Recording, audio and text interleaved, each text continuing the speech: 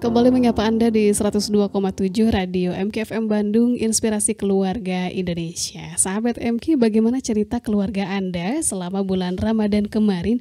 Dan Alhamdulillah ya, setelah Ramadan kita juga masih diberikan umur, diberikan usia sahabat MK sampai dengan melaksanakan ibadah-ibadah, melanjutkan kembali semangatnya setelah Idul Fitri, bulan Syawal, dan bulan-bulan selanjutnya sahabat MK.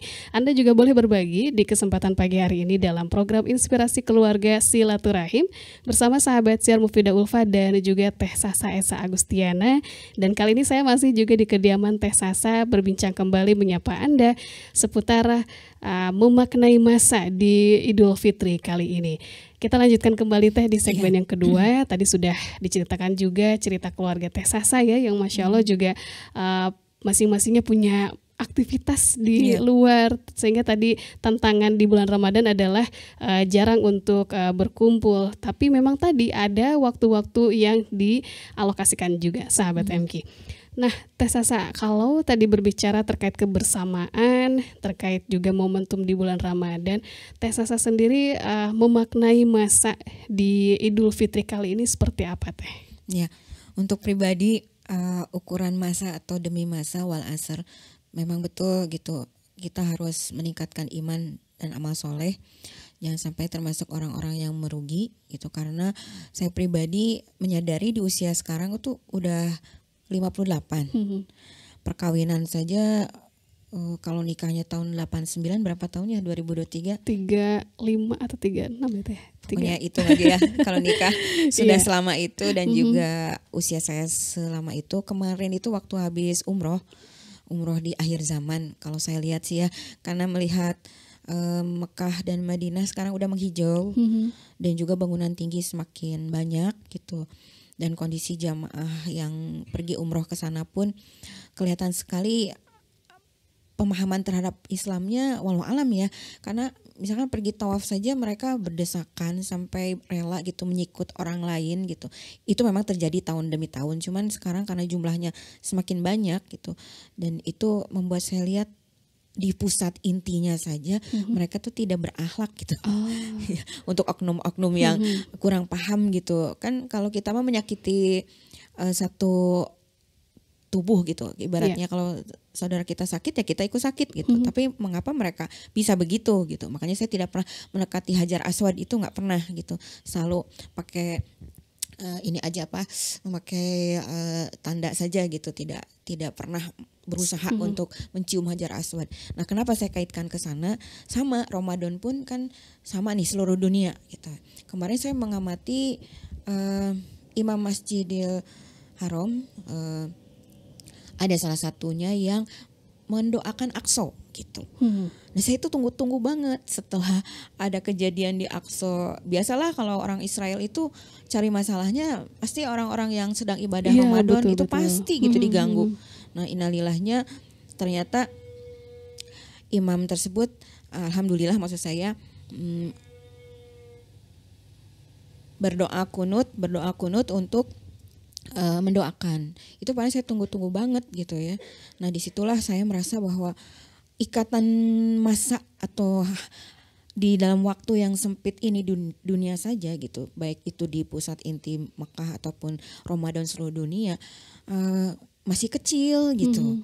Jadi masa di sini arti waktu ya. Kalau saya umur udah 58, usia Mekah Madinah dengan para imam yang sudahlah tidak diragukan lagi, mumpuni gitu ya, mereka hafiz semuanya, dan juga jamaah yang seharusnya di akhir zaman semakin paham gitu, tapi ternyata kepedulian terhadap iman dan amal soleh ataupun juga satu sama lain sesama umat, itulah yang membuat susah gitu, belum bisa terwujudkan. Itu yang saya lihat. Walau alam. Memang dari masa ini kita perlu melihat dari berbagai dimensi ya Teh. Kalau tadi misal Teh Sasa mengalami sebuah pengalaman yang menarik sahabatnya ketika umroh kemarin, maka masa ini di antara kita juga perlu memaknainya. Agar kita bisa memaknai masa ini Teh, nampaknya perlu ya untuk masing-masing keluarga ini melakukan sebuah evaluasi barangkali untuk bisa juga lebih baik memaknai masa ke depannya. Kalau sudah udah ada pengalaman nih Teh di Ramadan kemarin, misalnya ukuran kesuksesan Ramadannya itu masing-masing keluarga tuh ada. Nah, bagaimana Teh untuk bisa melakukan evaluasi ini? Apakah hanya cukup setelah Ramadan itu selesai dan kita Lebaran, atau sebetulnya evaluasi ini bisa kita lakukan juga sepanjang masa Teh? Ya, alhamdulillah kalau kita menjadi umat muslim, Ramadan itu kan setiap tahun akan datang gitu. Tetapi kan anehnya kalau setiap tahun datang kualitas takwanya itu standar gitu. Maksudnya kendor lagi di bulan Syawal dan seterusnya. Sesungguhnya manusia itu memang sih imannya itu naik dan turun. Tetapi bagi orang-orang yang bertakwa, kondisi maintenance hati itu jangan sampai justru kekufuran atau kefasikan gitu, atau nifak ya, berbuat tidak syukur, kemudian bergelimang dosa maksiat. Itu berarti belum sukses gitu Ramadannya. Tapi ngukurnya gimana kalau dalam keluarga masing-masing? Susah, karena kalau menurut saya ya, karena hati itu kan yang jadi motor penggerak. Sedangkan hati itu ada dalam genggaman Allah. Kalau kita mengusahakannya hanya lewat lisan kita akan terbatas. Tapi kalau misalkan kita memohon seperti halnya para nabi dan rasul gitu ya, selalu menyadari banyak kesalahan dan dosa, banyak istighfar gitu kan ya. Kemudian juga watawasobil haq watawasobil sober, menasehati dalam kebenaran dan kesabaran gitu. Selalu gitu tiap waktu, baik untuk dirinya dan keluarganya dan juga umat. Allah lah maha lihat gitu. Sebenarnya kualitas saum kita dari tahun ke tahun bertambah baik, maksudnya bertambah kualitas takwanya, ataukah sama aja gitu, atau malah menurun. Nah itu sulit diukur, karena seseorang mendapat malam Lailatul Qadar pun itu personal gitu. Kualitas saum pun personal gitu.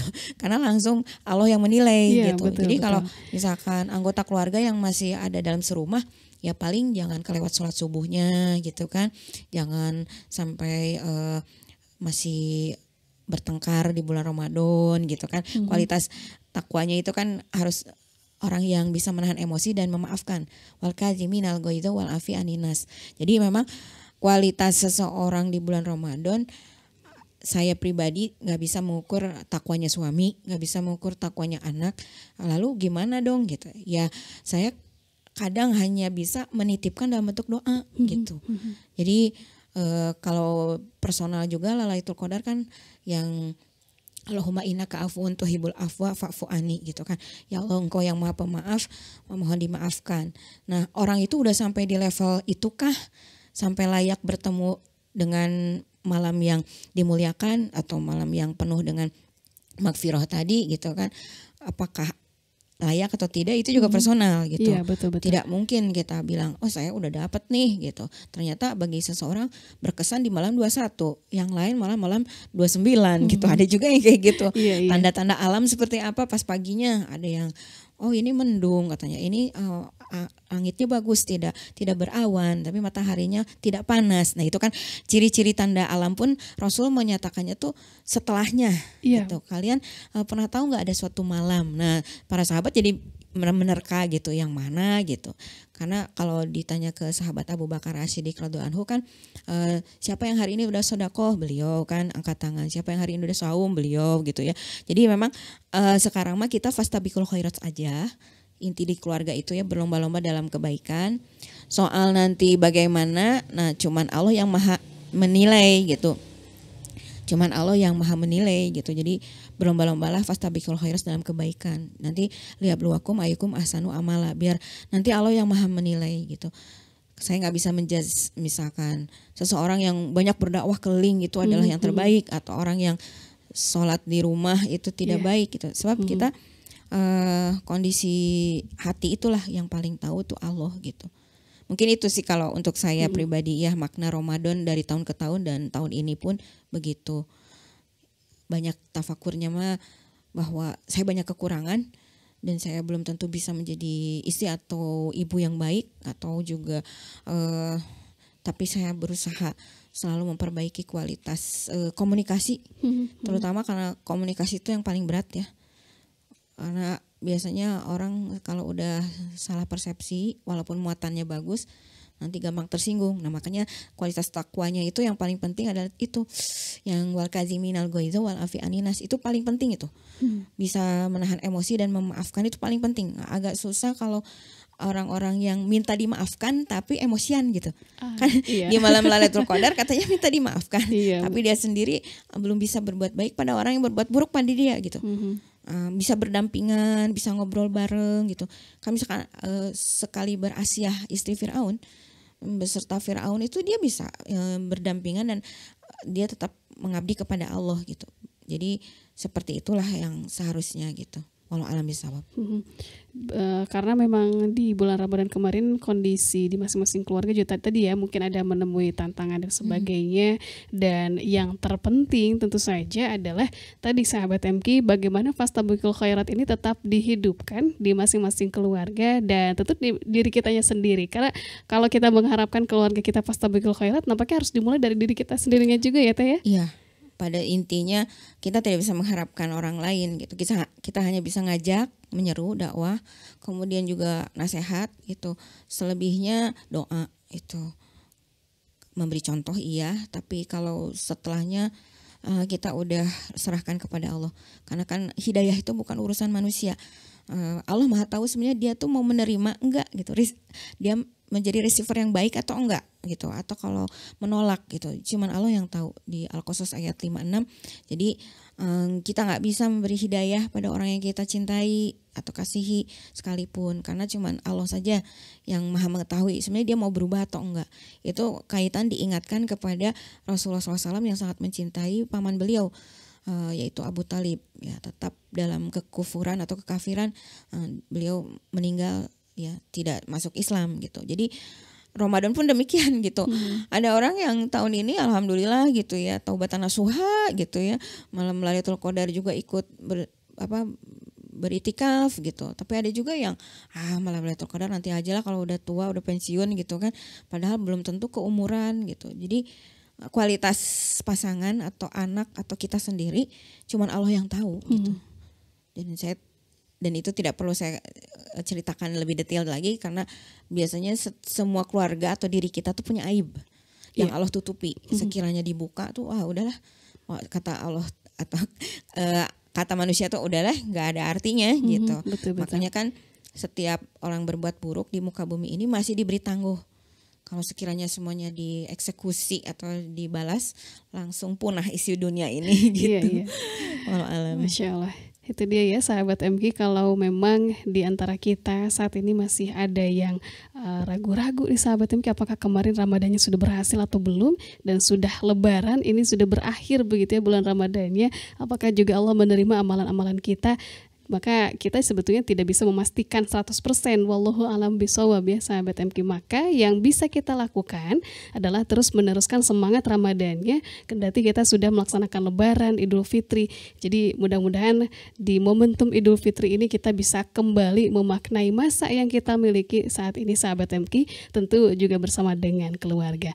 Kami akan kembali menyapa Anda setelah beberapa informasi yang hadir dari relasi kami berikut ini. Namun Anda juga boleh menyampaikan sahabat MK atensi Anda di 081122411027, atau juga Anda bisa menyampaikannya di kolom komentar terkait dengan cerita keluarga Anda selama bulan Ramadan, dan apakah hari ini sahabat MK atau juga di beberapa hari yang lalu juga banyak nih keluarga Anda, anggota sanak saudara yang berkunjung juga. Anda boleh cerita dan kami nantikan Anda dengan menyampaikan nama, usia Anda, dan alamatnya serta atensinya di kesempatan Inspirasi Keluarga Silaturahim. Jangan kemana-mana sahabat MK, tetap di 102,7 Radio MK FM Bandung, Inspirasi Keluarga Indonesia.